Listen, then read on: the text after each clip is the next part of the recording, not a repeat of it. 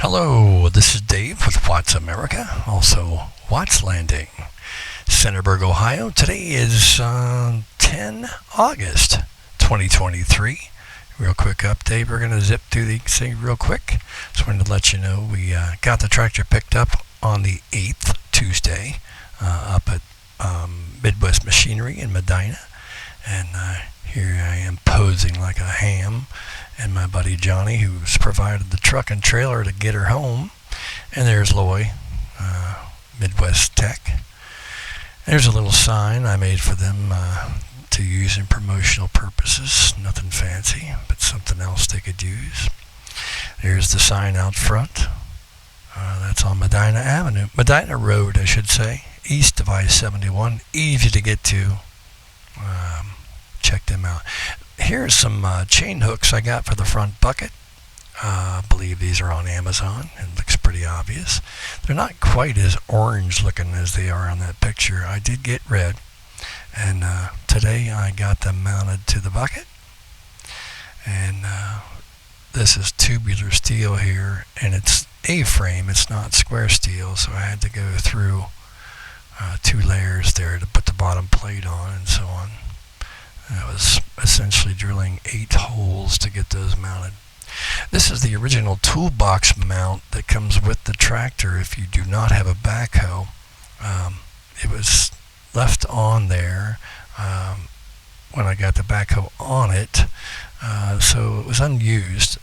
They moved the toolbox to the backhoe mount, which there is a toolbox location on it.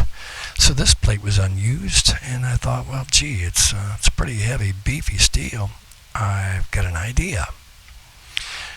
So I went hunting up these lights. Actually, I got these lights a while back, knowing I was going to add additional lighting, but that's $11 a light there, folks, and they are really nice.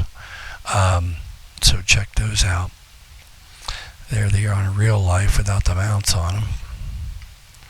There are the mounts. Now, do you see this plate? That's the plate that used to hold the toolbox with welded, threaded nuts on them. So I screwed that mount into it with a little rubber O-ring to give it some grippiness, yet not be super tight. And I can rotate those lights on that plate. There's one squished down. Put a cap nut on there just to keep it snug. That plate's going to be mounted right here off this top bar, and they're going to hang on a lower level where I can rotate them to illuminate high from the front, or rotate them and do high from the back. I'll probably keep these other lights on here to rotate for as needed, but we'll see when it's done just how this is going to work out. I think it's going to be pretty good. So, this is the wireless phone charger. A lot of people talk it up, and it does work, but my phone with its protection boot does not fit in there. It just barely goes in there, but I'd have to stuff it, and it would never get deep enough to charge. So I said, I don't need to use this. I'm going to take it off. Why not? Now, the tractor's pretty clean here. Obviously, it's not mine. I used mine as soon as I got it home, and it's pretty dirty right now. But anyway, we'll take a look at how we get this off. So, take the lever tops off. That's a screw and a screw to remove those. 3 large Phillips screws into the casting of the bucket, and it pops right off. Disconnect this lead that goes to this wireless charger module.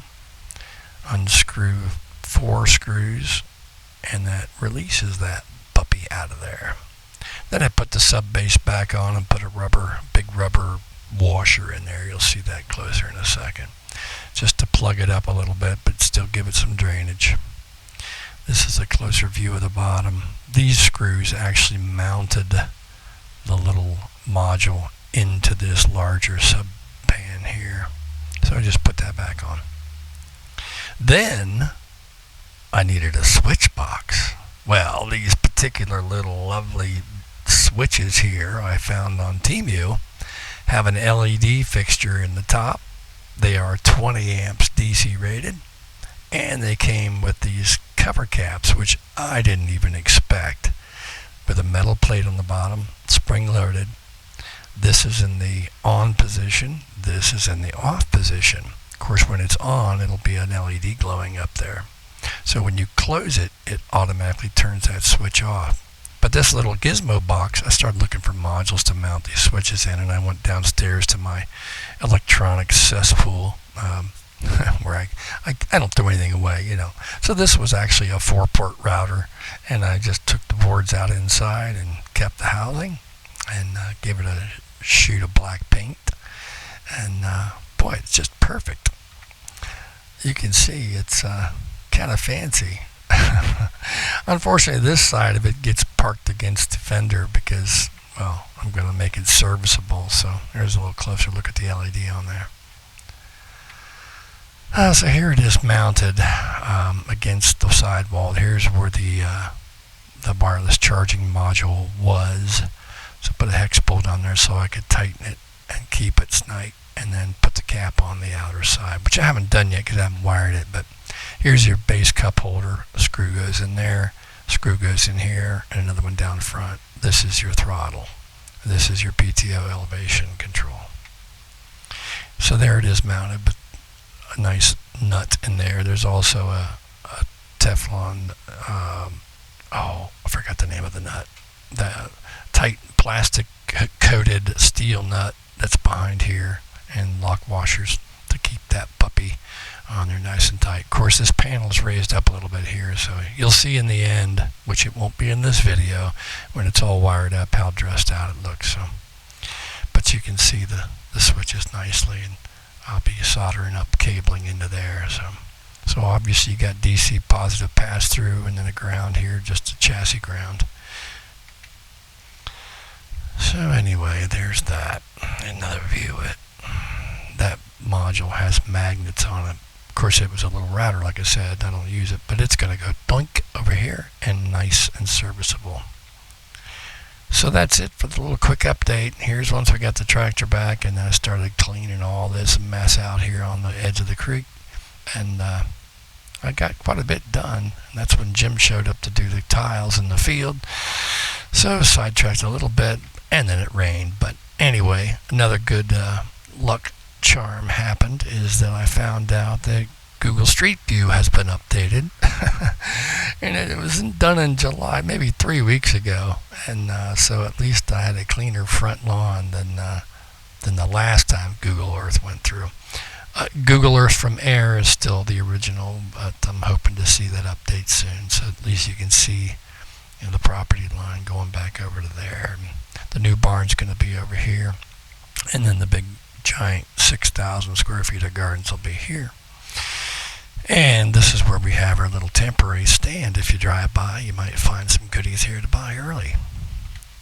So that's Watts Landing, garden goodies and more. And you'll find it and all the other things at WattsAmerica.com. You can always call us. This is our home base number, but you can't text that because it is a landline. Well, it's kind of a landline. It's patched through Colorado now, but it gives you some options to leave us messages and reach who you want to reach. So don't hesitate to call. That's it. That's the end of the slideshow. Holy cow. I guess I thought I had more, but I've got updates coming when I get this light bar done, and probably get some pictures of the ground out there. See if when it rained and it was pretty muddy out there, so I didn't get much done, but I still have a muddy tractor. Thanks everybody. We'll talk to you soon.